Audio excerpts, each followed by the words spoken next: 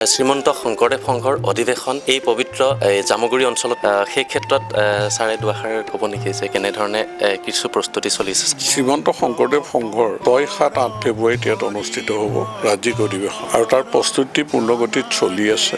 আমাৰ ইয়াত জিলাখনৰ ৰাইজে লগতে জামুগুৰি ৰাইজে গোটেই অসমৰ মানুহক আদৰিবৰ কাৰণে সকলো দিশতে খৰিৰ পৰা খেৰলৈকে আমাৰ কোমল চাউল, দৈ, চিৰা, গুড় বা আতিথ্যৰ কাৰণে যিখিনি বস্তু খোৱা শাক চব্জিৰ পৰা আৰম্ভ কৰি খেতি বাতি আমাৰ কৰিছে। মেইন মণ্ডপটো আমাৰ থলুৱা সংস্কৃতিৰে হৈছে।